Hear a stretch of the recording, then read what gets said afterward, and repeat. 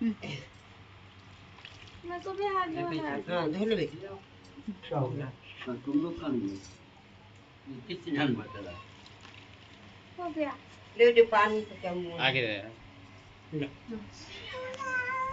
छोड़ो, स्वागत का नहीं बुला दे।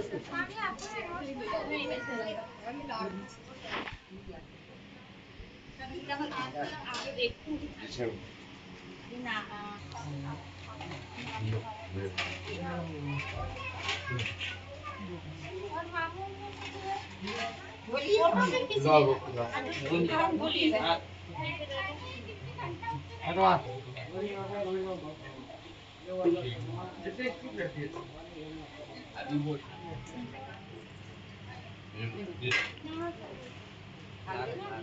तो रोटी लाओ ना। मुसलमान तो है ही, लेकिन सुन्नत है वो सुन्नी है। लेकिन देखिए अब इतने साल हो गए, भाभी नहीं आई थी ना। सुन्नी मदद बन गया है। हमने अच्छा सोच के किए थे और वो क्या बन गया, मदद बन गया है। और जो दूसरे लोग हैं सुन्नी में भी बहुत सारे देवबंदी, वो भी हक पे थे, वो भी मदद बन गया, सब मदद बन गया। ये सोचे थे हम अच्छा कर रहे हैं, लेकिन सब गलत बन गए। नहीं बनाना चाहते, हाँ, मैं पैगंबर के अलावा किसी को आइडियल नहीं बनाना चाहते। तो आपने इतनी सारी चीजें कहाँ से सीखी?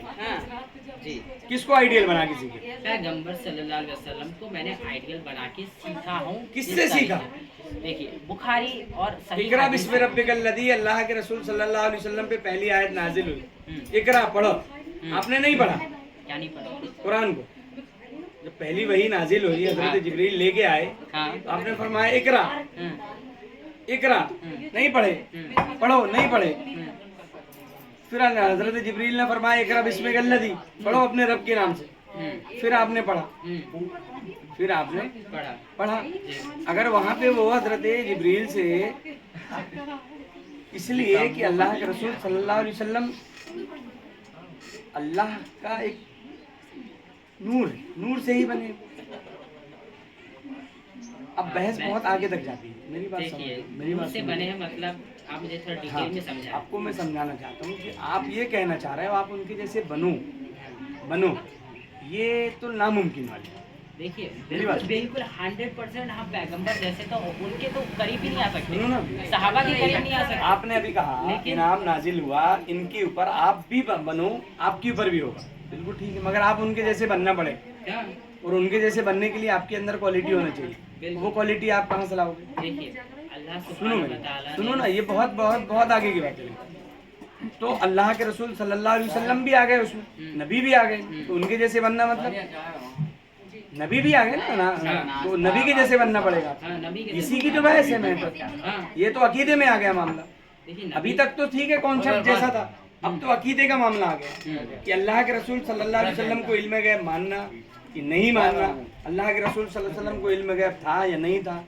देखिए आप ये अकीदे पे बात है। इल्म गैब की बात तो मैं बोला कुरान शरीफ में ही बताई जाती है इल्म गैब की, जहाँ नबी सल्लल्लाहु अलैहि वसल्लम के द्वारा अल्लाह सुब्हानहू व तआला हमें बता ही देते हैं कि ऐ पैगंबर इन लोगों से कह दो कि मैं तो तुम्हारे जैसा एक इंसान ही हूँ और तुम्हारे जैसे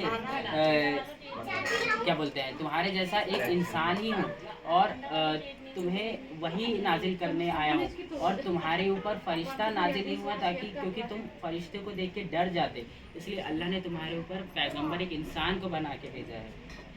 तो इसमें नबी सल्लल्लाहु अलैहि वसल्लम खुद बता रहे हैं कि मैं तो तुम्हारे जैसा एक इंसान ही हूँ। हाँ तो ठीक है ना, बशर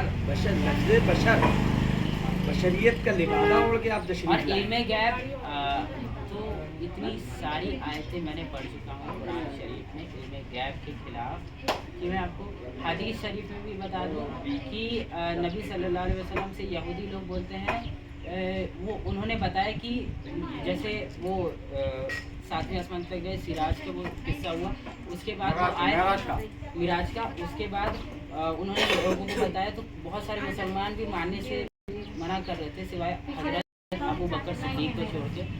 तो क्या बोलते हैं वहाबियों ने यहूदियों ने उनसे पूछे कि आप हमें बताएं, आप उधर गए हमें उसका डिस्क्रिप्शन बताएं। अब वो इतनी देर के लिए गए थे, अब हम किसी के घर भी जाए, मैं इधर भी आया हर कोई दीवार कौन सा पेंट है, क्या रखा है, मेरे को याद तो नहीं रहेगा। तो उन्हें याद नहीं आया, उन्हें याद नहीं आया, और वहाँ पे यहूदी लोग पूछ रहे हैं और उनको बना नहीं।